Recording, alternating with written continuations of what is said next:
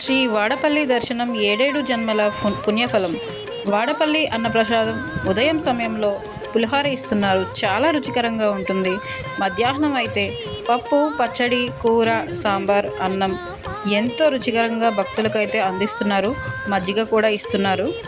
తప్పనిసరిగా వాడపల్లి వెంకన్న దర్శనం చేసుకొని ఈ యొక్క ప్రసాదం మీరు కూడా తినాలని ఆశిస్తున్నాను.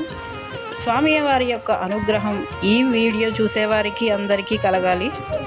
ప్రతి ఉదయం 10 గంటల నుండి మధ్యాహ్నం 2 గంటల వరకు నిత్య అన్నప్రసాదం అయితే ఇక్కడ జరుగుతుంది.